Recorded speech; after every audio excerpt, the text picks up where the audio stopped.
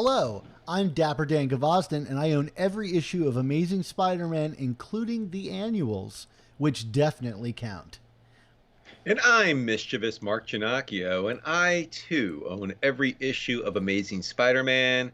But Dan, as I've told you all throughout Beyond and Beyond, the annuals don't count. You know, someone was asking me online if, with the new season, so to speak, of the show, with this new run kicking off with Zeb Wells and JRJR, if we would be switching up the argument that we have at the beginning of every episode. And I can't see us ever coming to meet eye to eye on this enough to move past it.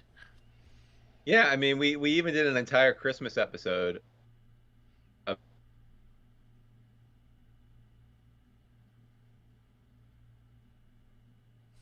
if the holidays can't fix it, nothing can. Well, fair enough. Welcome, everybody, to the Amazing Spider Talk, the show where two fans and collectors uncover the strange, fun, and fascinating history of the Spider-Man comic universe. Thanks for joining us for this final review episode of the Amazing Spider Talk Beyond. Yeah, if you want to swing along with us on our journey through Spidey's past, present, and future, subscribe to Amazing Spider Talk on your favorite podcast app. Every other week or so, we put out a mainline episode of our flagship show, and sprinkled in between, we review new comics as well as interview some of the greatest Spider-Man creators of yesterday and today.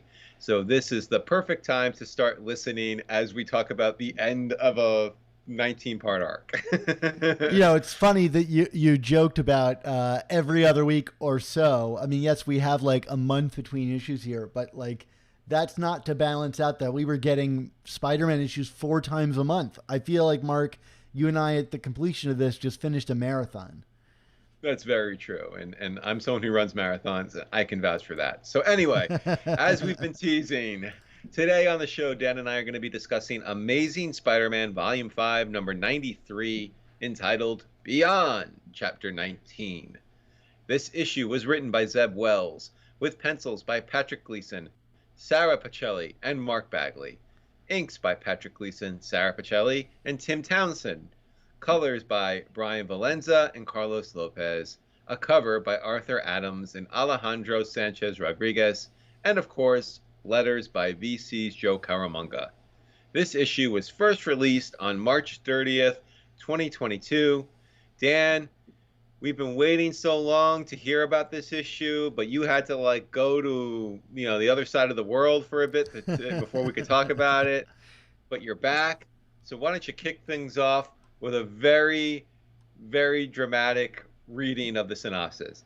All right, I'll do my best here. And I want to apologize. You know, this is like a trigger warning for everybody because as advertised, this issue was traumatizing. And I don't want to downsell that, right? Like the solicit said it would be traumatizing and maybe even my summary will be traumatizing. So here we are. It's the traumatic conclusion of the Beyond saga, and we start by revisiting Ben Reilly's first memory of the time he took over as Spider-Man, as he and Peter share brotherly time in his childhood attic. He remembers his longing for Peter's life, but there's something missing this time. Voids begin to swirl in his memory, erased by Beyond. Ben awakes in a confrontation with the Slingers, who he promptly wipes the floor with. Hey, they came back. I don't have to eat my share. Yeah.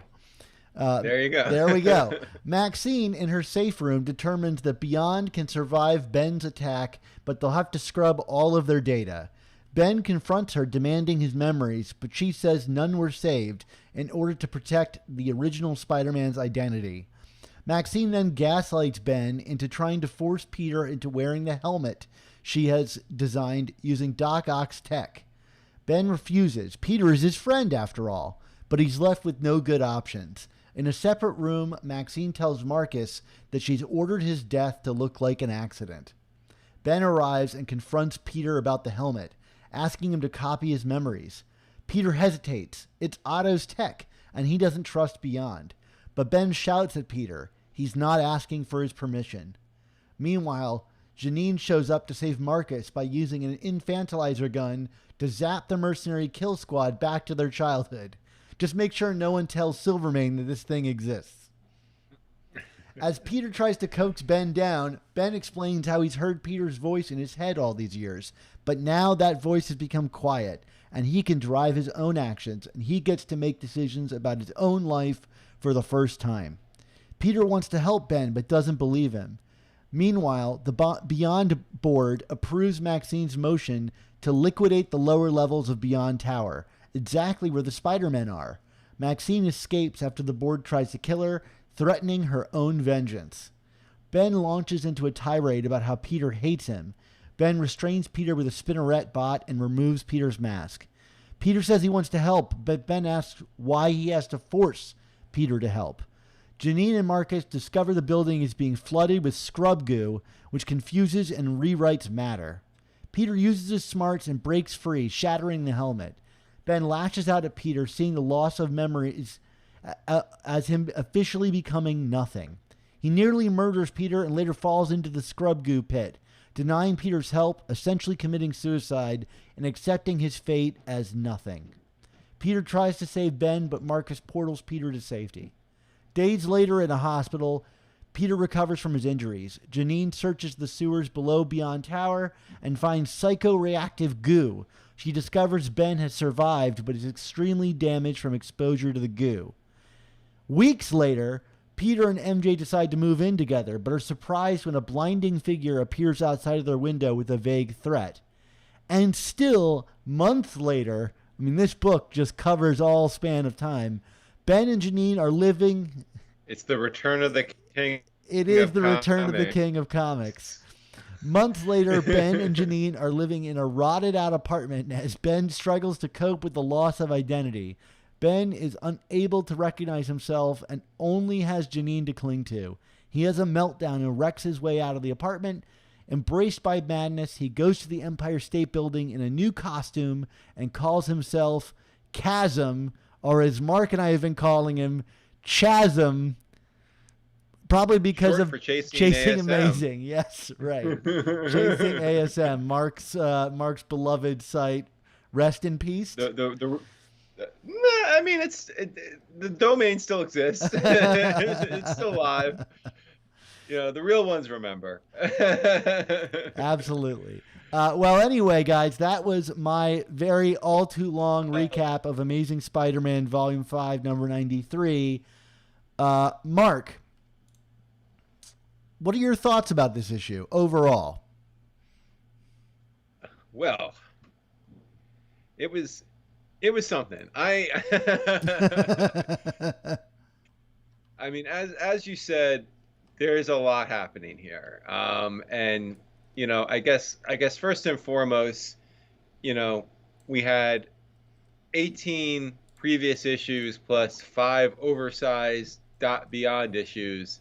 So you would have thought, especially with the fact that we knew from the onset that this story was very predetermined in terms of its length and installments, that we wouldn't need a final issue with so much exposition in it, and yet that's what we got. So that's kind of, you know, first and foremost what comes to mind. It's like, wow, like, you know, like we weren't really resolving this story as much as introducing a lot of new stuff to set up the next potential round of stories to come, and to me that doesn't really feel like a fitting end to an arc like that. You know, basically, Dan, like I guess there are very isolated elements of this comic that I thought were well done and maybe even enjoyable, but like, to me, this was a very frustrating comic book.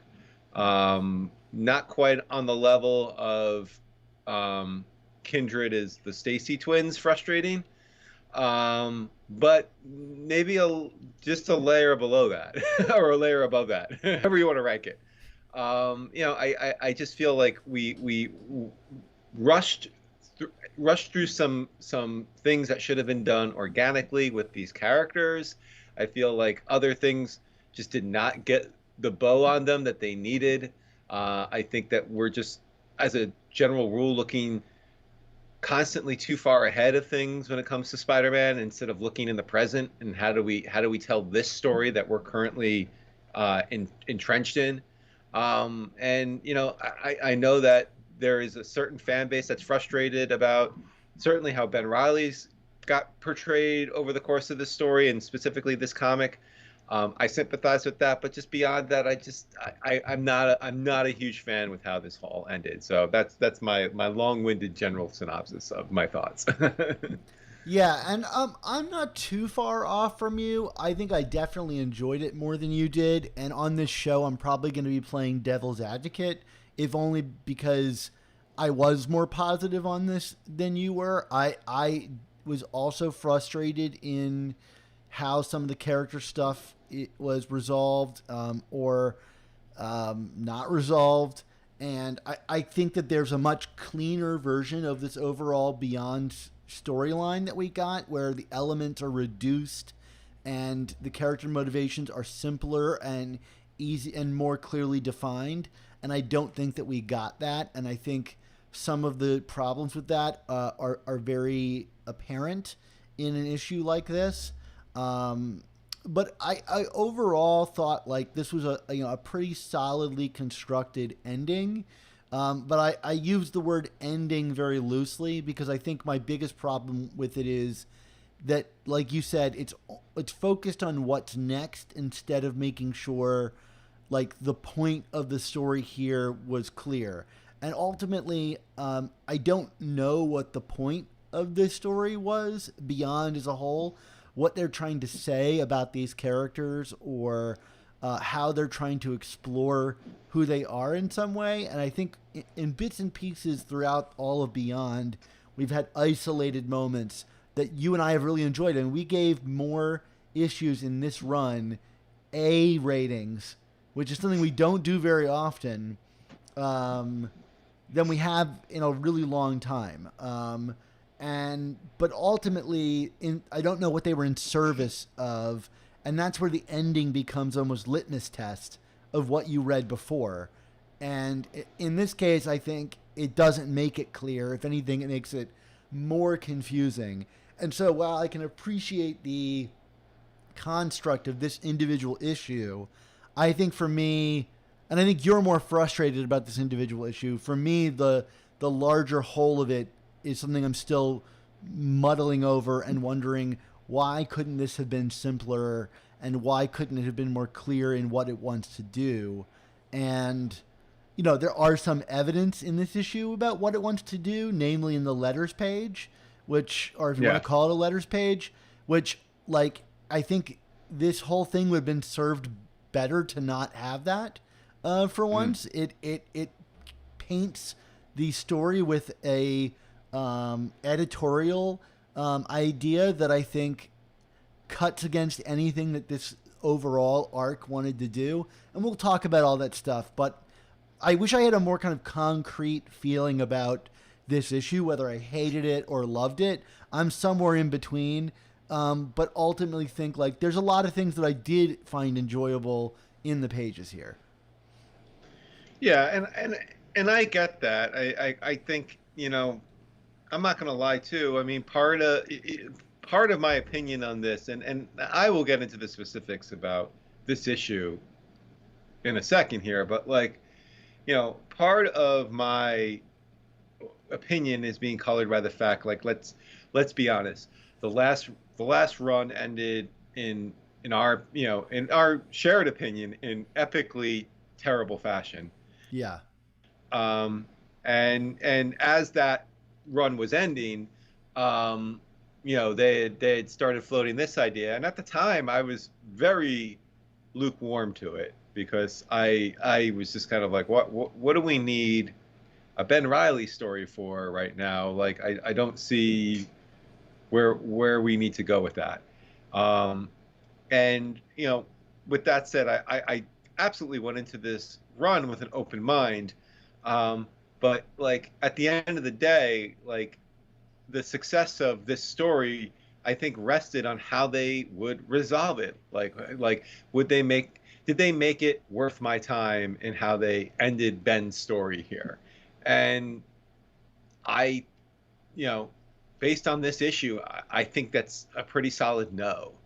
Um, because I just don't think that Ben's story and the arc of his character, which really all transpires in this issue, was well executed. It was worth the time of basically hitting the pause button on Spider-Man for 4 or 5 months to do it. And we could talk about why they did it. That Nick Spencer left them in the lurch, and clear, as we said in the letters page, Nick Lowe had an idea and he got his team together to execute it with Zeb Wells leading the way. But at the end of the day, like, just because you're in a tough situation doesn't mean that you're still not obligated to tell a solid narrative that makes sense. And I don't know if they do that here. Yeah, that's fair enough. So let's talk about it. You said Ben Reilly's arc. Let's talk about the Ben Reilly of it all, because that's what these 19 issues plus were purportedly getting at. I mean, not all of them were focused on Ben. And I think it's safe to say that, like, between us, the ones we liked the most were the ones that focused on Peter. Because from the beginning, we didn't really understand what Ben's motivations were, why he signed up for Beyond, like what all of this was, how he felt about all of this. And they've peeled back the corners here and there. I will admit, before this recording, I went back and reread all of the Zeb Wells, Patrick Gleason issues of this run because I felt like they were the most substantial and did the most with Ben. And I can see the pieces of where they were going with all of this, seeded from, the very beginning. And the big moment, I think, revealed where we find out that Ben elected to have his memories erased so as to simplify his life. That to me was like a really big moment. And we commented when we were reviewing that issue that, like, oh, cool, Beyond is finally kicking into gear. And I think for 5 or 6 issues it really did before it was derailed by 91 and 92. Which I think could have done a lot of the work needed to sell this issue. So this issue, I think there's no other place to start than talking about Ben Reilly's turn, right? That is the big part of the story. Is he goes from trying to take down Beyond to then fighting with Spider-Man. And you had said for a long time, upon seeing the cover of this issue, man, I really hope that that's not where this story goes. And yet we found ourselves there. What did you think of all of this? Right, and this is not to play gotcha with you, Dan, but I remember at one point you were joking oh man, you're reading a lot into that cover I interpreted that to be because based on the text of the comics that we were getting, it didn't make sense that the two of them would turn around and be fighting each other to the death, and that's what we got here. I mean, so yeah, I mean that's am I surprised that by the fact that this story ended with the two of them as adversaries? Not necessarily as a concept, but in terms of what the text on the page was and how it was executed. Yes, I am surprised because it still kind of felt out of nowhere to me. I mean, yes, last 2 issues 100% derailed the narrative that we were building, and maybe could have done the legwork that would have set up 93 much better. But could have, would have, should have. It didn't, Yeah. So this is what we had to work with. So, going into this comic, Ben was kind of in La La Land, it seems, but nothing about where his character was going would have suggested a potentially murderous turn against the person that he was calling brother just a few issues prior. Or even in this issue, he attacks Maxine saying he's my friend. Right. I wouldn't do that to him. I get that for so much of this Beyond, right? The revelation that was in Beyond's files for Ben was that he had a hunger for meaning that makes him easily manipulated. But like easily manipulated is different than like his flip-flopping allegiance to Beyond, right? He's going to destroy them, and then at the last minute, she's like, here's your solution, and he trusts her solution more than he trusts Peter to solve it for him. And to me, like, that transition was not sold to me. Why would he trust these guys? Why would he trust Beyond over Peter Parker, his supposed brother? Yeah, exactly. I mean, like, easily manipulated is not like, come on, all right. You know what I mean? Yeah, I mean, to me, easily manipulated is, using Janine as a weakness against him. I mean, like, I think, and frankly, again, not to kind of branch out into the larger story of the last 19 comics, but, we would touch upon the Janine, like Janine as collateral or leverage against Ben, but not to the depths that would have really explained a character turn, in my opinion. You know what I mean? Like we never truly went there in how this story was told. So yeah, I mean, like, but like the thing is, like, that turn is 95% of this comic in terms of the stakes and the and the drama. So like if you can't hit that right, the whole house of cards falls down, in my opinion. And that's what happened here. It's like you didn't put the work in to make this change make sense. It was, I mean, the epitome of telling, not showing. And like, I don't want to say necessarily Ben Reilly deserved better, because as we discussed many months ago, I really didn't care about Ben Reilly. I'm sorry. I mean, you could take away my Spider fan card or whatever, but like him having more story to tell was not necessarily something that interested me. And we can talk about this more in the final segment as well. But okay, you made me invest my time in this. So like, yes, Beyond's Ben Reilly deserved better, because then what was the point of all this if you were going to build to this very significant character shift and not do it in a way that feels organic or plots, or like you said, he's seesawing from panel to panel within this comic, there's no true point of transition here. It's just, I'm doing one thing and now I'm doing the other thing. And like, you gotta, if you're trying to round up a story and do a major character turn, you gotta do more work than that. It just feels lazy, for lack of a better word. But like, I don't know if it's necessarily laziness. I think it's just poor execution. I think like they just, it was almost like they ran out of runway here. But like, then you're saying, then what were the last 18 issues of comics here? Plus 5 villains. It's confused on a level to me that seems like it's almost been worked backwards, which is like there was a late game shift that we have to do Chasm, because I don't know if you read the Timeless issue that was released a couple months back, and I believe is on Marvel Unlimited now.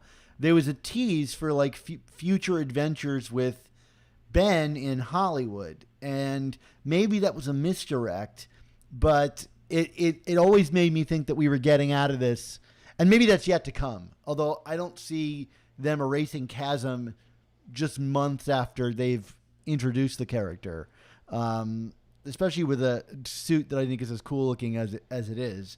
I don't know your feelings about the design of the suit, but let Patrick Gleason design Spider-Man suits all day if we have to. But sure. Yeah, I mean, like, regardless of the character, like, the design is neat. And whatever, it'll find its way into a Spider-Man video game in 10 years, and we'll all love it then.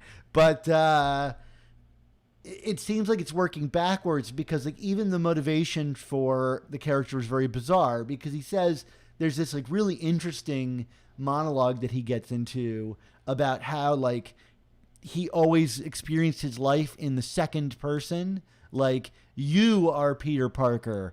Like, he could hear Peter's voice in his head, telling him who he was, and how he, like, won't let Peter tell him who he is anymore. And yet he wants to get the memories back. But, like, which is it? Do you want to free yourself from this, or do you want to continue to be shackled by it? And, the no prize here is he's confused, which, granted, is part of the text, right? Peter says, like, you're confused. I'm trying to help you, but it doesn't make for very, like, clear stakes, because it's like he's fighting against someone that it's really beyond making choice, right? Like, he's basically fighting with an Alzheimer's patient. And maybe there's something interesting there, but it's not super dramatic enough to, like, pit these guys against each other, which, granted, is how they met, right? Like, most of this issue is really a callback to them waking up in Shea Stadium and belting on each other, but anyway, like, to me, it's like, I wish I knew what he wanted, and I'm not even sure he knows as a character. Yeah, I mean, like, again, like, this feels like stuff that should be like low-hanging fruit here in terms of character development, where, I too, like, I did find that kernel of, like, you're the voice in my head to be interesting, but it's like, again, we're at issue 93, part 19, and you're kind of hearing that for the first time, and from this character, and, like, to me, like, that's a concept, like, that shouldn't be getting explored for the first time in the closing character is dissenting into madness here. Like you could very easily kind of establish that idea earlier. You're the voice in my head, and I'm tired of you telling me what to do. But we never do that throughout this arc. You know what I mean? Like, and maybe if they did, this would make more sense. Like, the drama would be building more, but we didn't. So that's where we're at. I am also curious to get your thoughts on what you felt about Peter's reaction to all this, because, like, it was kind of this, from my standpoint, it was this weird combination of passivity and then aggression. Yeah. And similar to Ben, it was kind of like, well, which is it? Are you, you're my brother, I love you, I can't fight you, or, screw you, you're always going off the deep end, we gotta fight now, and because I feel like they try to have it both ways. Totally, because he kind of springs up and destroys the helmet, and if that were his way of, like, bringing down the tension, he didn't do a really good job of it, and yeah, not a good de-escalation. And, like, there's definitely a way to sell that, like, on the page, and, like, for me, it's like, it's almost there, right? Like, we know this helmet is using Doc Ock tech, right? And, like, obviously, Peter would be traumatized by re-engaging with anything related to a helmet and Doc Ock. But, like, the Doc Ock stories, not handled by Zeb Wells here, didn't really sell that much, right? Like, if this was a more tight, contained story with less players and Doc Ock felt integral to it, and we really had a sense that his tech was suffused throughout Beyond, instead of talking sandwiches, we have spider bots and things like that, you could really see why Peter would be beyond hesitant to engage with this in a way that would get him to deny his brother, so to speak, something that, like, could ostensibly help him. I thought about, when I was reading this, I thought about the scene from Amazing Spider-Man 2 where Harry is, like, begging Peter for his blood, like, it'll cure me, like, help me, help your friend. And Peter's like, I can't. And he just leaves, and there's no good reason for why he doesn't. And you're just like, well, Spider-Man's a dick. I kind of agree with Harry Osborn, Yeah. And in this, it's like, could you have placated the guy by, like, maybe taking the helmet and being like, let's get out of here. We'll talk about it. We'll find a way to do this. But instead, he just, like, destroys the helmet, and he's like, I'm sick of all your tech. And it's like, I get it. But there's even a scene here where like MJ talks to Peter and is like, don't be rough on him. Like he's in a lot of pain. And Peter's like, I understand, and then completely forgets that lesson, which is not to say that Peter's perfect, but come on. Well, like, so you had just alluded to the line a few seconds ago. I kind of want to pick it apart a bit more here. And again, it kind of goes into this idea of poor development, but like I'm sick of your tech. Like I think that also came on the heels of him breaking out of the spinnerets, which I think in and of itself was a neat moment. Like I mean, I'm a sucker for Peter using his brain when where he's otherwise back against the wall to kind of get out of a rough physical situation. But like that I'm sick of your tech kind of like, and it's like it's a lash out, like you said. He breaks the helmet and he's going like full uppercut into Ben there. It's like it's kind of a very strikingly violent moment. And to me, it's like I'm reading it and I'm saying to myself, man, like you had all that time of Peter in a hospital bed because he basically didn't have the tech to survive the foes. A few, at the very beginning here, you could have really built up the resentment angle, like, Ben, I support you, but like internally, like, my can I still be a Spider-Man without these guys, like the inferiority complex or something. Like if you're gonna have Peter snap that much at this idea of like, Ben having to rely on gadgets and tech and whatnot to get the job done, like you could have put some work in on Peter there in terms of like, what would have caused that line to break for him, and I don't feel like we really got that at all over the course of the story, unless I'm misremembering. Yeah, no, I think something. I think you're absolutely right. I mean, and that's to say, I mean, maybe that's what the monster in the basement story was supposed to be. I don't know. I'm trying to forget about that one. Obviously this story is like pegged as a tragedy. And I think there are moments like where like it works, like seeing Ben kind of sinking down into the goo, essentially committing suicide and saying like, I am nothing, it is sad, and tragic for the character. But all of it to me is kind of like belied by just that we never really knew how Ben feels about all of this. And also, like, structurally, how these stories have been told. And I think this gets back to the Nick Spencer run, which is so many of these stories are missing Act 1. They are punting it till later to make it a revelation.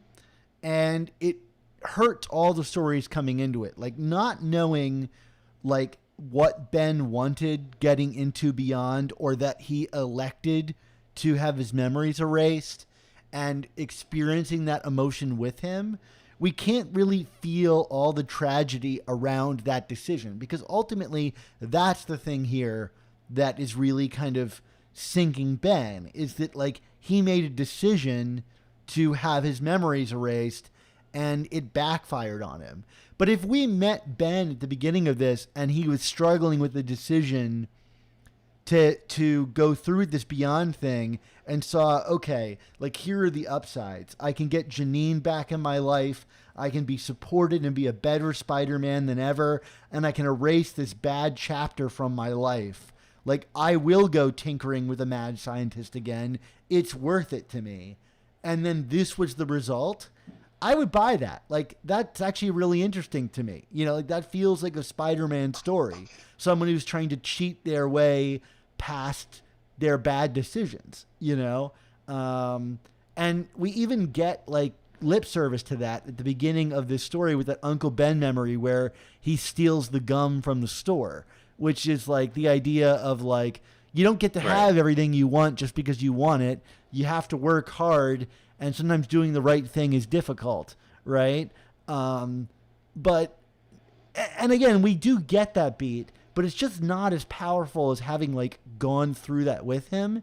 And I'm so tired of like these stories that are withholding major elements from us. And I just think like, boy, if I had gotten to live with that especially with Zeb Wells writing that, because I think when he wrote it, it was powerful.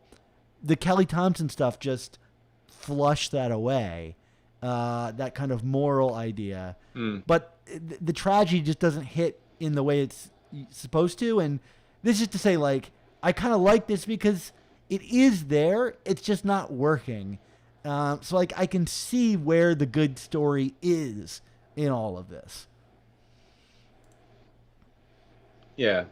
And it is worth noting, yeah, and again, like, kind of working backwards and knowing now what we know then, that the key sin that Peter has in that memory in the very, very beginning is stealing. And, what is Ben essentially getting accused of, in this comic? He's trying to steal Peter's life, he's trying to steal his memories, and so it is an interesting parallel. But yeah, like you said, it's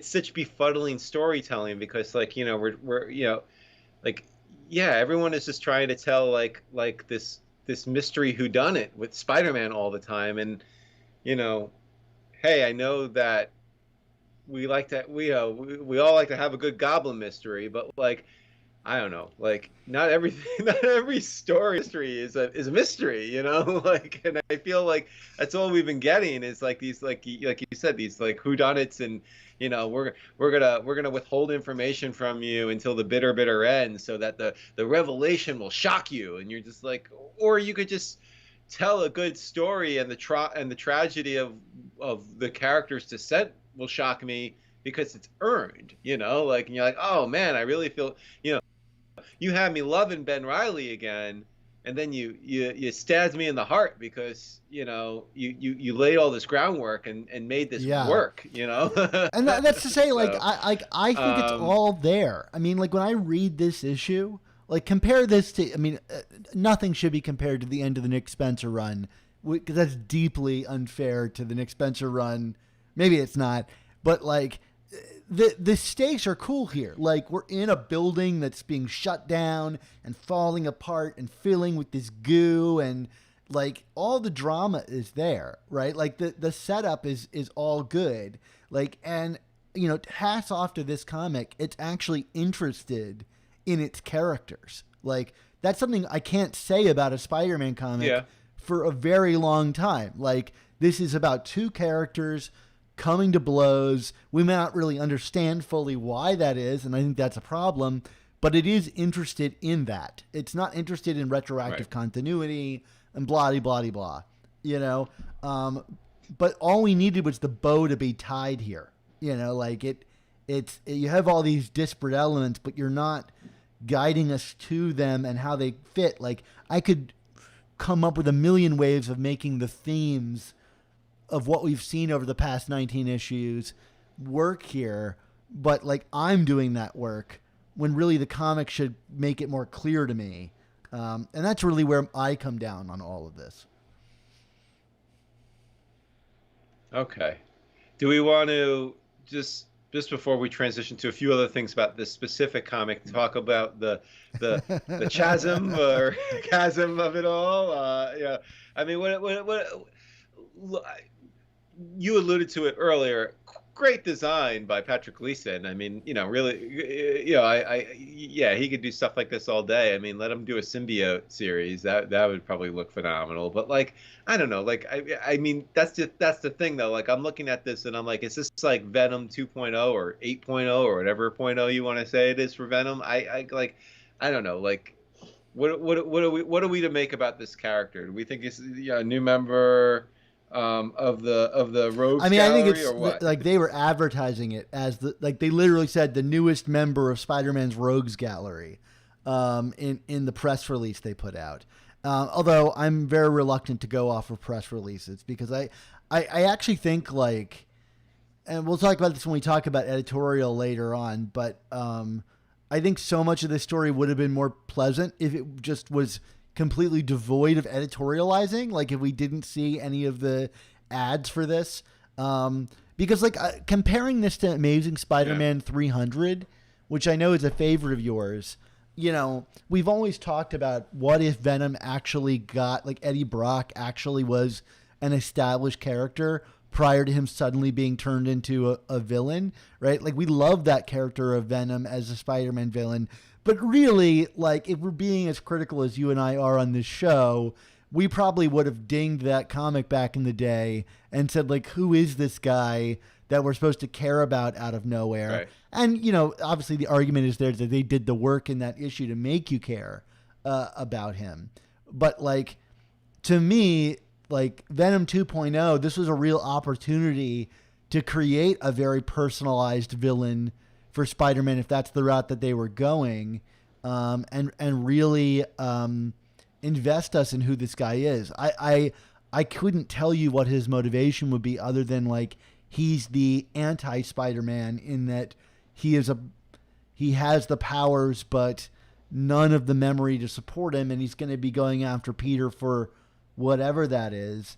I love the idea of having a new, very personalized. In the absence of Venom in Spider-Man's life, he does need a Venom-like villain again. Did it need to be Ben Reilly? I don't know. But we're certainly looks like we're headed that way. Yeah, I mean, I guess it, but it does it come to, like, I don't know, like, you know, is Chasm just going to be biding his time and planning random attacks on Spider-Man? I guess it's possible. It just, I don't know. It just, you know, they kind of give away the game when it's like, you know, many months later that we finally get this reveal. You know what I mean? Like, you know, what's he been doing with his time? Then? You know, it's just like, what are you waiting for? Get back out there, buddy. You know, I don't know. It's just, it's, you know, again, like with Eddie, you know, not to retroactively review 300, but it was like, you know, like he was so that seemed, albeit very shortly introduced, like very pure in its rage and hatred. You know what I mean? That you kind of like, it just set the threat level all the way up from the get-go. Whereas I'm having a hard time fully understanding what the threat level for Ben is, because I mean his story basically ends here with him committing suicide in a sense and relinquishing himself because he thinks he's nothing. So it's like to have this character then come back and be this feared, hate-filled villain just doesn't, again, it doesn't feel earned. Like then why did you? You know, you could have just taken care of Peter right then and there. You had him on the ropes, but then you opted to kill yourself. So, like, it's just, you kind of.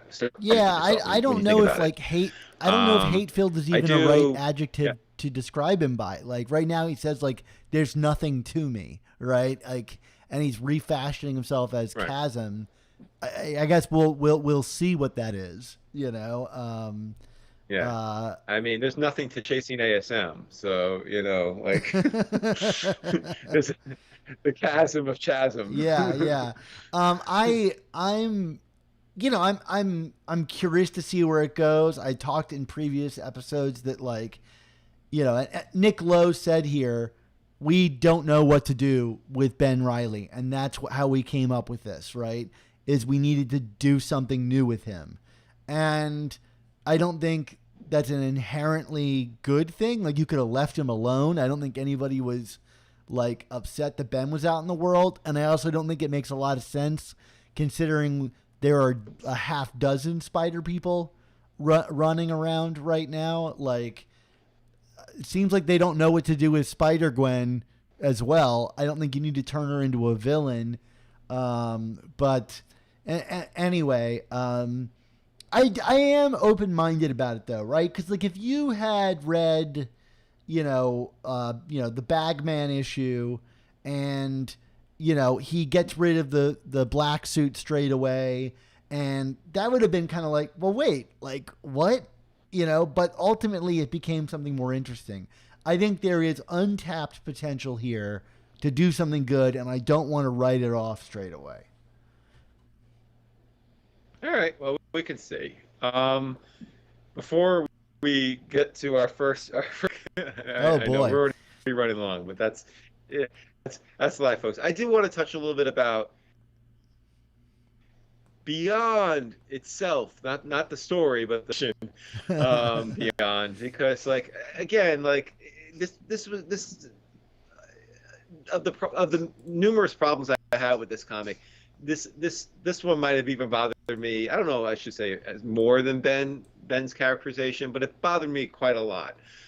Which is just, I feel like this comic epitomized a problem we've been dealing with this entire run, which is, it just seems like the creators, the brain trust, the editorial team, whoever you want to assign the blame to, is they're so undecided about what they want Beyond to be. It's Beyond this really truly evil cabal, big bad kind of thing, boss level at the end of the game, or are they just kind of like corporate buffoons?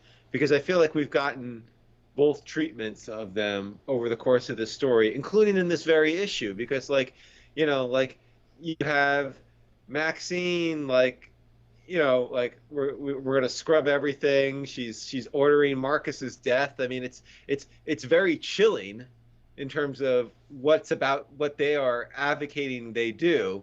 And then in the very next panel, we got people being turned into babies, and we have Maxine telling Marcus after she orders him to death to get over the poopy face, and you're just like, what is this?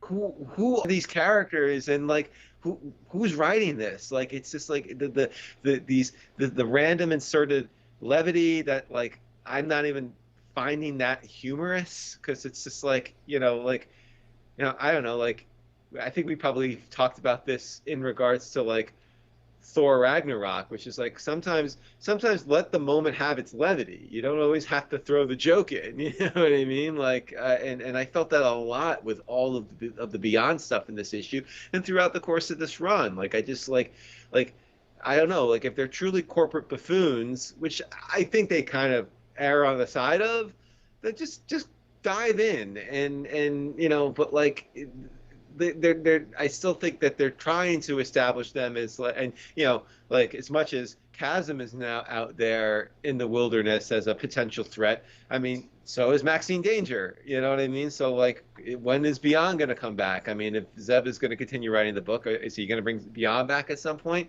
But do we care? Are they really a threat, or is we going to get more talking sandwiches and monologues about corporate America from Maxine? I don't know. It's all very muddy to me and makes me to wrap my head around them truly as a villain to and to care about. I guess I vastly prefer them as the new Roxxon. This faceless corporation with these somewhat robotic overlords, and the Miles book has been very interested in the Assessor, who's a part of this, so there's still a lot to be mined here.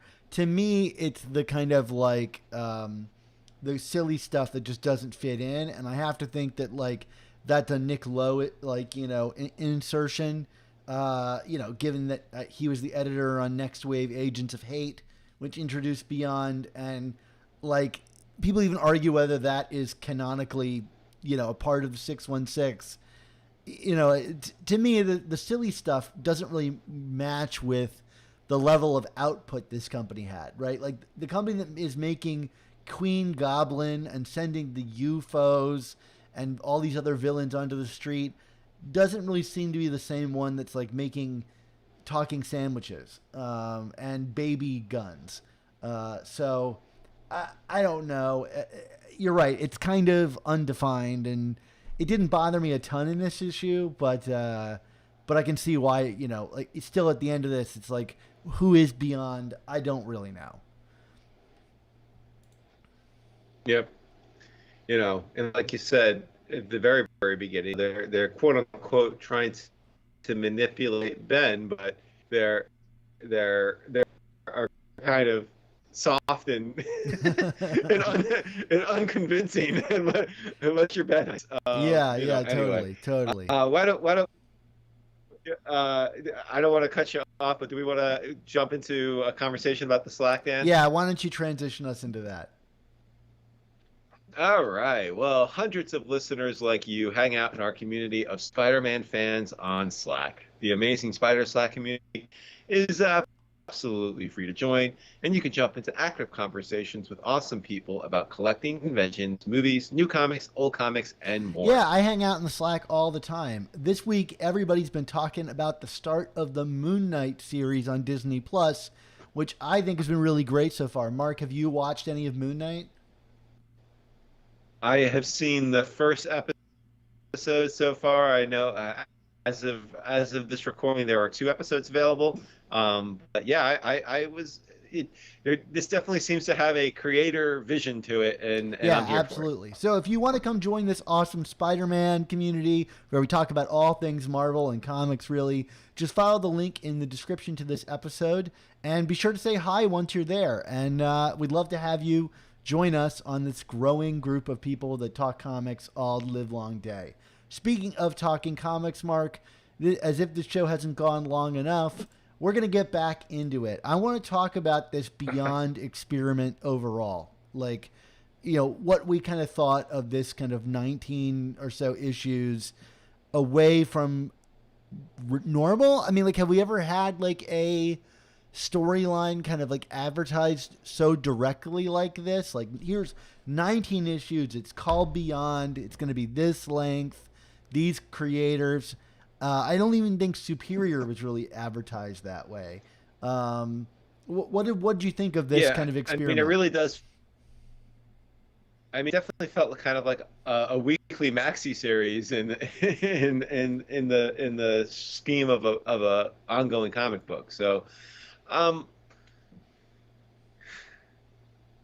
I I got honestly, like, I I would prefer. I understand the circumstances that led to this. I mean, we talked about this at the very beginning. You know, there were some expected creative changes that forced the Spider Office to have to, like, kind of fill in gaps to get to a certain point. But I would hope in the future, if they were up against voluntarily doing something like this, that they would opt to a self just the like Brand New Day was completely different because I don't know, like it wasn't necessarily finite, for one. You know what I mean? Like it felt like go on like that until basically they got bored. Whereas you kind of knew it Beyond from the get go, like that they, um, were count, like they were, crossing off days on a calendar almost to get to a certain point, until they can realize themselves. Um, and I mean, being more critical, like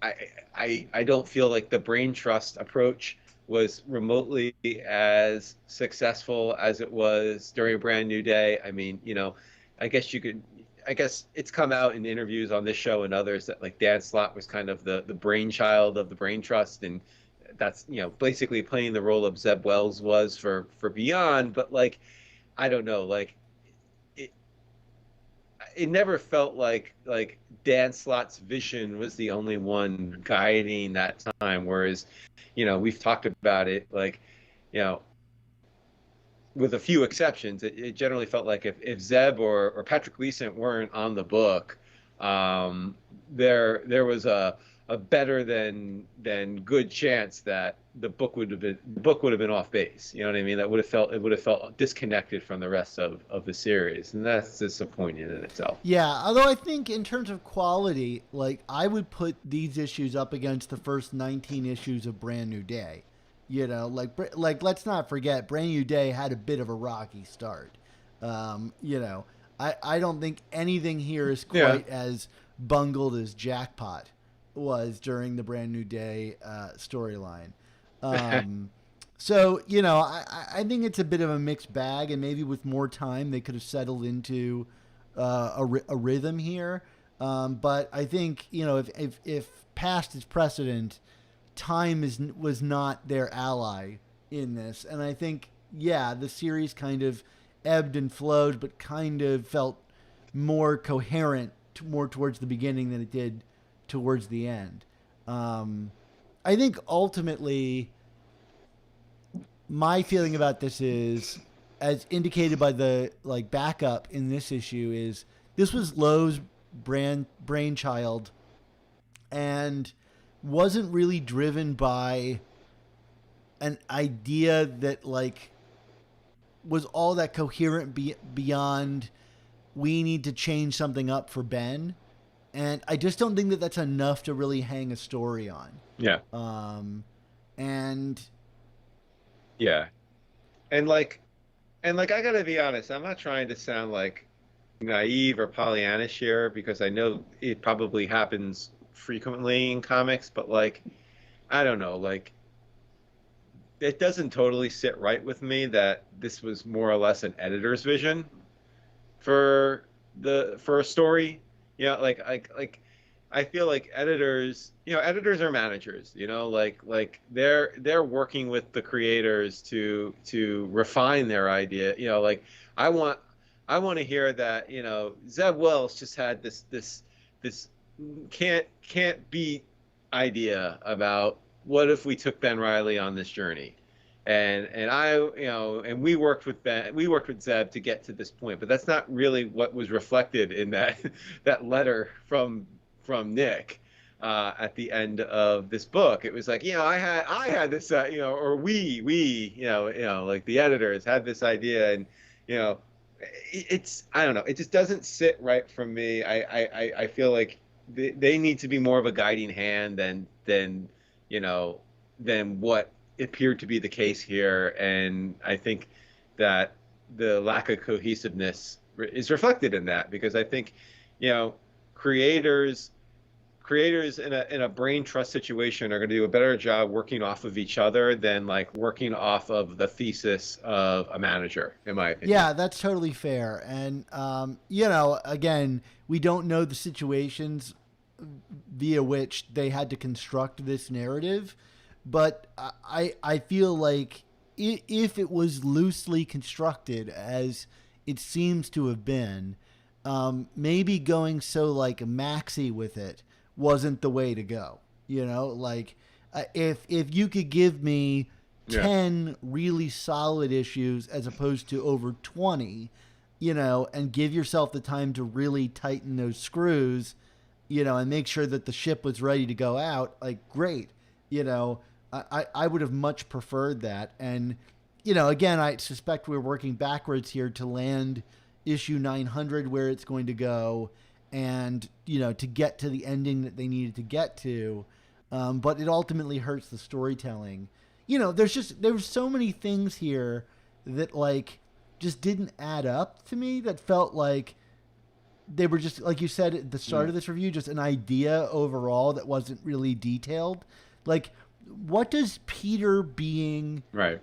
knocked into the hospital and being out of commission have to do anything with Ben's journey in this story? I mean, yeah, Peter came back and then Ben was like, you know what, what's going to happen when he comes back. I'm not going to be allowed to be Spider-Man anymore. But if that was the whole idea, then like, let's have focused on that. But instead, we kind of just got Peter knocked out of commission just because. And so many of the elements are like that. Well, the fact of the matter is, Dan, I mean, yeah, I mean, like, yes, that was the context. Like, oh, once Peter comes back, I lose the webs. But like, this whole story kicks off with just Ben showing up and doing it. You know what I mean? Like so that's kind of nullified anyway. Like what's stopping Ben? Like, from just, like he's got the backing of Beyond. Like, yeah, what does what does Peter being taken off the board truly accomplish? Because I mean, we were dealing with like Peter's comeback for a while, which made for good storytelling, but like even then, it's yeah, I don't know. Like I do. There was that one throwaway line in this comic where, you know, Peter's kind of like, I don't want to fight you, and Ben's like, yeah, because you're still recovering. But like I don't know. Like I felt like once Peter was quote unquote back, like the consequences of him being tabled were really not truly addressed. If that makes sense? Yeah, no, that's fair too. And like the remember the UFOs and how they were like sent to like sabotage this situation. Like, yeah, we found out that like Beyond is working with villains, but if that was like a big mustache twirl, like mystery behind the scenes, like did they or didn't they?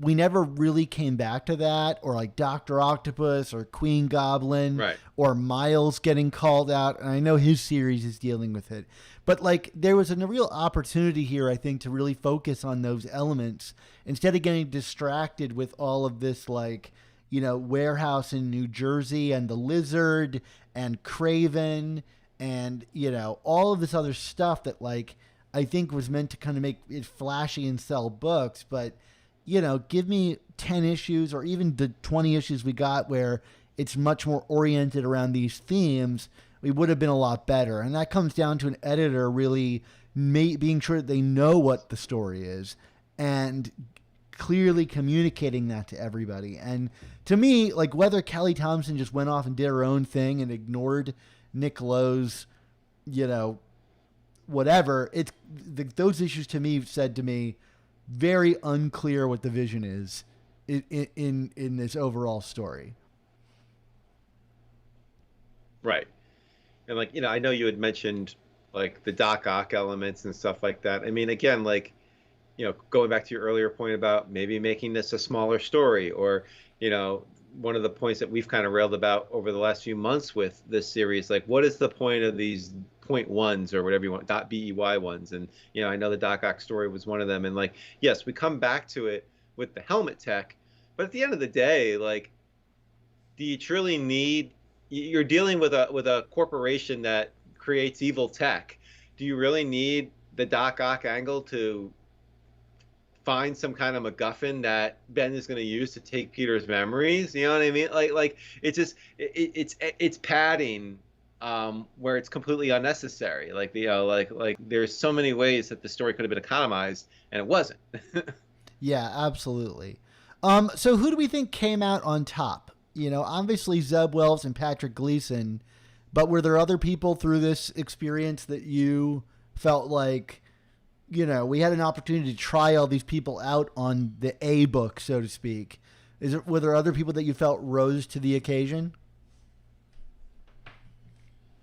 Yeah, I mean, I'm not trying to be argumentative, but I mean, like, I think you're higher on Zeb than I am coming out of this. Like, like, it still feel, I still need to get a sense of what his vision for the character is, and not him executing on someone else's vision. So, I just want to put that out there. I'm not saying that he came out badly, but like, he came out fine, I guess. Patrick Gleason definitely looks like a star to me out of this. I mean, at one point when we were kind of waiting to see what the next creator one was going to be, I think I made a text to you or something. I was like, I want to see like the Patrick Gleason, John Byrne artist writer run that Byrne did on Fantastic Four in the 80s, but Gleason can do for Spider-Man now. Yeah. I don't know if he truly has the bandwidth to do that, but that's what I was hoping to see come out of this, because like I was blown away by Gleason as a storyteller, both visually and with words on a page, in terms of his talent here. And I really I thought generally everything that Jed MacKay did was very strong. We have both praised his work on Black Cat, and of course, like, some of his best stuff was stuff that related to Black Cat. But the fact of the matter is, he writes a good comic book in the Spider-Man world.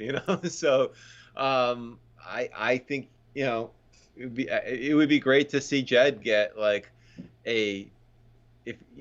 if not a shot on the main book at some point, a substantial B series at some point, like a spectacular or whatever, whatever that book may be Please, at this Marvel point. editorial, make that happen. Yeah. But like other than that, it's hard to say. Like you said, I mean, Kelly Thompson seemed to be out in La La Land. I feel very undefined about Solomon Ahmed and his work.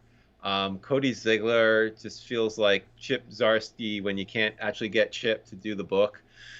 So you get his sea level replacement. Sorry, I'm not trying to make Hey, fun they're of both people, but like CZ it names. definitely feels like yeah, it's like it's Steven Spielbergo from The Simpsons, uh, but you know, and like I will say like in terms of being very let down, like I Sara Pichelli just really disappointed me throughout on this run. Like that was someone that I was really expecting to bring it on the art level, and I don't know if she did. Um, and Bagley was kind of Bagley, filling in here and there. But like, I got to be honest, like I think I liked Bagley's work more during the Spencer run than during this run. So it's hard to say like outside of the big three that we've kind of already praised in terms of Zeb, uh, Jed, and Patrick Gleason. If anyone really comes out looking great on this, I don't know. Do you feel differently? No, I feel very similarly. I did want to shout out like Art Adams' covers. I thought were pretty much stellar Yeah. throughout. I mean, I'm really excited about JR getting to do covers again because much of his, Yeah. Straczynski run he didn't do covers for. And I like a lot of the covers that I've already seen. But I'd be lying if I didn't say that I thought Art Adams did some of the best Spider-Man covers we've had in a very long time. They're just kind of iconic. I'm going to remember what happened in all of those issues. I liked Michael Dowling a lot. This is gonna. Oh, go ahead. Can I just? I was just say just as an addendum to Art Adams. Not. I know that there are some fans that are gonna like give me a gasp when I say this, but like so much better than like the Alex Ross covers we got a few years ago. Like I mean, as much I love Alex Ross. Like let's not be wrong. But like those covers just felt so stock and trade, whereas like I feel like these Art Adams ones had more personality and they felt more as part of the series. They reflected the what was going on in the books a lot better than those Ross covers, don't you think? I agree. I think the Ross ones were unspecific, and these were very specific. In fact, so specific that sometimes they don't match up with the content on the inside. Like I think about the the hospital monster issue. Like I like the cover for that more than I like the issue itself. Like it told a better story. So I'll give it up to Art Adams. Anyway. And I did want to shout out Michael Dowling. I don't think he's like a superstar here, but like he drew some really kind of emotional issues. I think his Queen Goblin issue was really exciting and terrifying and felt very cinematic and like a blockbuster of an issue. And I wouldn't mind seeing him back on the book. So he was a kind of a discovery for me that that made me pretty happy. And I also like, as much as I don't like the issue, the Jorge Fornes issue in the hospital was really like well illustrated, even if I thought the script was really bottom of the bin. So, wrapping up Beyond, what are our thoughts moving into a new run? I mean, like you said, I think I'm a bit higher on Zeb Wells than you are. Like I'm excited to see what he does. He's not my first choice. Like I don't think he's going to sell a ton of books on name alone, but I really liked his Avenging Spider-Man issues, and I liked every issue that he did here, even in this final one. Like I think there's a real like voice for Peter and his world inside of Zeb, and so I'm excited to see like if we have a more basic approach. I mean, there doesn't seem to be a huge hook to this next run, and I'm kind of down for that. If it's just good Spidey comics, sign me up. Yeah, I mean, I guess my only quote unquote issue with Zeb is more like like you said, like I still don't know if I can exactly put my finger on what is he going to bring to the table here. You know what I mean? Like I feel like you look at his body of work over the years, especially as it relates to Spider-Man, and it's a lot of it is very sporadic. It's a few issues here, it's a few issues there. I mean, even when he's like the creative brainchild of something, he's not. It's not like he's writing every issue. So like like and we don't, we technically don't even know how long he's in it on this book. I mean, Yeah. like the solicits are through which issue at this point? Through Are they through 900, I 900 believe. Yeah. or yeah? So I mean, we know he's there through 900. So that's 7 comics. Um, but we know JRJR isn't. So so you know what I mean? Like so. Well, we have to see. We have to see like where they're going. I mean, I don't think they're gonna necessarily dump him after 7 issues, but like the fact is like like there's nothing in Zeb's DNA that indicates that he can do a 3 or 4 year run with this character. You know what I mean? Like so we truly do have to see where this all goes. But I don't know. I feel like not to be that fan because me more than anybody doesn't care about the Peter and MJ relationship. At least I should say I don't care about it. I don't feel that it's essential to the survival of the book as other fans do.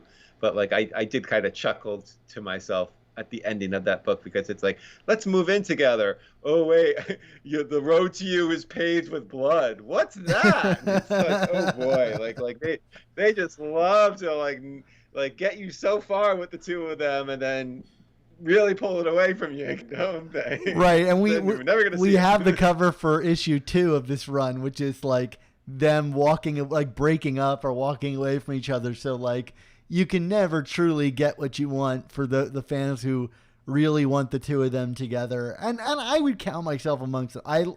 I tend to like the stories where Peter and MJ are together more than the ones where they're not. Do I think it's essential? I mean, no. Right. I think I land more or less in the same place as you. I mean, I like those stories a lot. I just don't feel like I admit I kind of embrace the role of almost like what Marvel does of kind of trolling the fans that just live and breathe and die by this idea that Peter and MJ have to be together. You're just kind of like, all right, guys, come on. There is literally like what 600 issues of this book that do not have the two of them together. You'll be okay. Yeah, no, I totally agree. And although I do think that like there's some answers that need to be given here regarding the engagement ring and where that was all left. Like we can't just yada yada that never happened. Like someone in editorial. There's a hole in my memory. Right. Someone in editorial allowed that to happen, and if the plan is to never talk about it again, it's a really dumb plan. So, maybe that's why she leaves him. She's not ready for commitment again. But I don't even know. But she just asked him to move in. So yeah, right. Like I know when I moved in with my at that point girlfriend, now wife Erin, there was an expectation that came with that move in that this is not a forever situation unless you make this official. So yeah, absolutely. Anyway, so you want to give a grade to this thing? I wanted to get one more thing from you. I wanted to hear about. So you had a very interesting theory about who is in that last panel of this book between with Peter and MJ.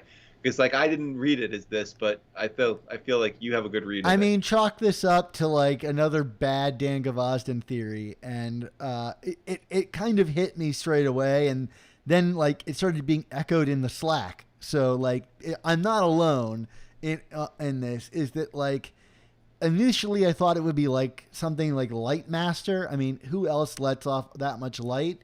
But I'm kind of in the page that it's Willow the Wisp. And some people are probably listening to this going, who? Willow the who? Yes, Willow the Right. Wisp. Is he a Jerry Conway creation? Len Wein, I Len think. Wein creation, and he has these weird distorted word balloons, just like the ones you see there. But he's normally kind of more of like a misunderstood character than he is like a path is paved in blood kind of character. So I don't really know if it sounds like him more than it looks like him in terms of like emitting light and Right. his weird word balloons. Like I gotta be honest. Like I looked at it and I thought like, is this like either like the Beyonder or like a Celestial or someone from the future or something like that? Those are like kind of my initial reads on it. I don't know why they would be bringing the Beyonder back just for Spider-Man, but hey, like weirder things have happened. Um, so yeah, that was my read. But like when you talk about the light and the word balloons, I think Will o' the Wisp does make sense, albeit, as I said to you offline before we started, like, that's disappointing. like that's who's gonna carry this. That's who's gonna carry the new era of the book. Will o' the Wisp. I don't know. We'll see. He's just showing up because he's upset I guess he's that got his Peter and fans. MJ moved in together because he was going to be Peter's new roommate for this run. Now that Boomerang's dead, that's what he's Right. talking about. This path is paved in Boomerang's blood. I'm your new roommate, not MJ. Right. Don't remind me that good old Fred Myers is dead. All right. Now, do you want to do grades? Yeah, let's do grades. I'm going to be a little bit surprising here, Mark. I'm giving this a B minus. Oh man, well this might be our biggest disparity since what Superior 32 or 33 or or 30 or excuse me 3031. I Yeah, forget that that's 3031. actually technically where it ended. Yeah, I'm giving this a D, Dan. I mean, like it's not quite on the level obviously of like the Spencer run, and like you did a good job selling me on like some of the redeeming qualities here, but it doesn't change the fact that it just left a bad taste in my mouth. I feel like we had another bad ending to a long-term arc, and we could talk about how this book was damaged by the setup and by Kelly Thompson's last two issues and all that, but the fact of the matter is this is a serial medium, and I just don't feel it executed on the serial prospects of it. I think that this is too self-contained of a story to truly be the end of a 19-part arc, and on that point alone, it doesn't work. It's not a failure, but it's close. So D for me. Can I amend mine to a C plus? Just for the record books. I don't Sure. know. I'm like really I in stuck between it there down. because I think I liked it more than most, and I think like I'm trying not to get caught up in the marketing hype of it all, which is like this is chapter 19. But like if this was just Right. like a random Ron Friends Tom DeFalco issue that ended this way and maybe would get picked up in a couple issues down the line, I think I would have been kind of okay with it, which is where I kind of sit. But Yeah. we live in this environment where every story is hyped and is the be all end all thing, and some things maybe shouldn't be. Like honestly, this shouldn't have been 19 issues. It should have been 6 to 10 issues at best, Yeah. and Yeah. it wouldn't have all this weight on its back. So let's say C plus, but yeah, I don't know. Maybe I'm also just kind of trying to soften a little bit. Like, I can't be angry about Spider-Man comics anymore. I'm not angry. I just didn't like it as much. Yeah, that's totally fair. Well, I'm hey not right. guys, if you I mean, like, go ahead. Well, hey no, you guys, if go. you I'm just ranting. Well, hey guys, if you find this show entertaining and valuable, unlike Mark felt like this comic was, please consider supporting us. You can recommend Amazing Spider Talk to a friend, and if you're able, become a member of our Patreon. Yeah, we can only bring you this content with the support of our Patreon members, and we owe the show's success to every single one of them. That's why we are constantly making exclusive content for our members. Yeah, so why not take $3.99, the price of a new comic, and put it towards a month subscription to support the show and start receiving our Patreon content.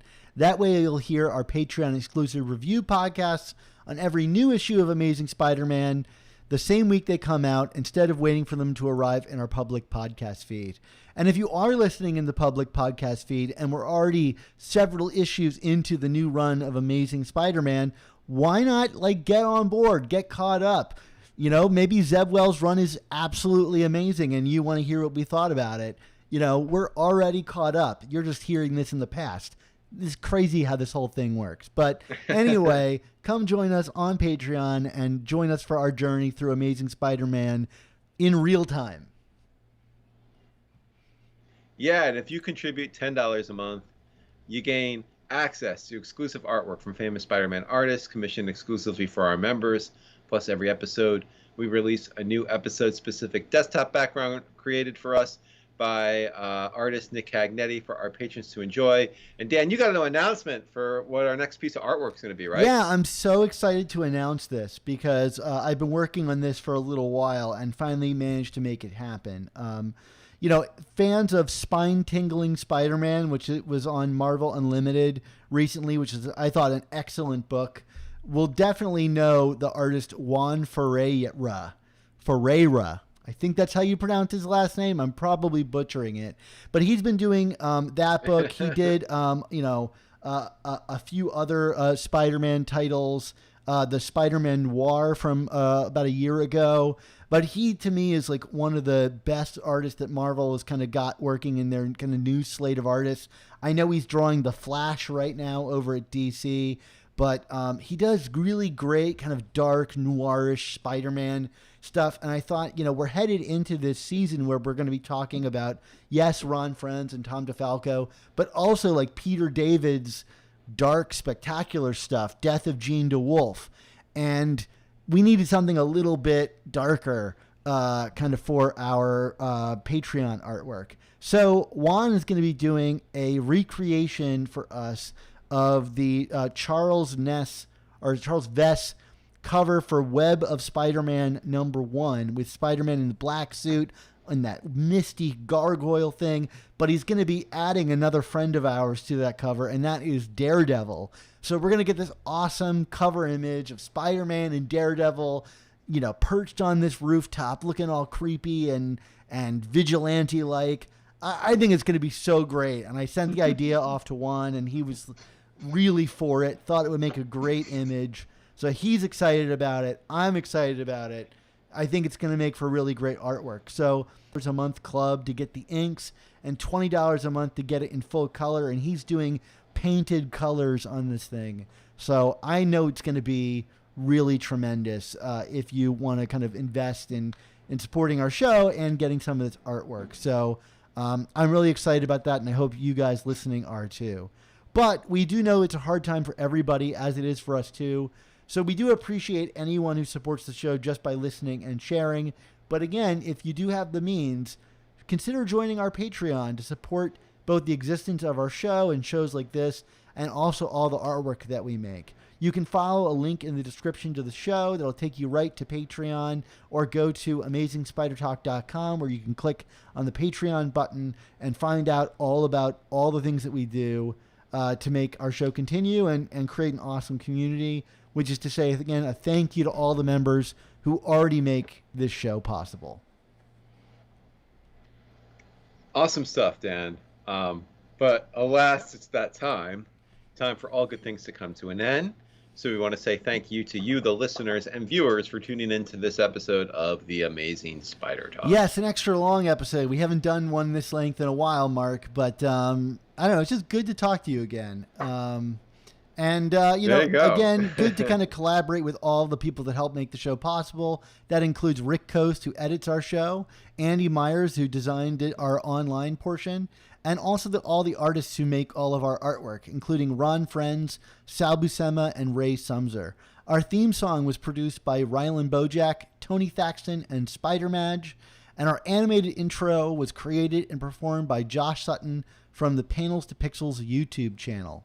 So, Mark, until the data on the Chasing Amazing blog website gets flushed and you return as Chasm or Chasm, what's our motto?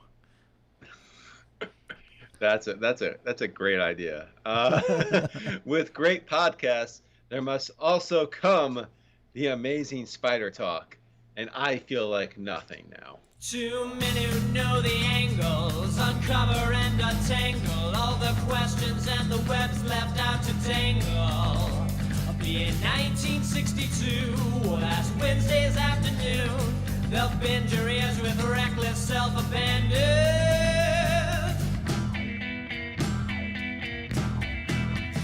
The amazing spider talk, the amazing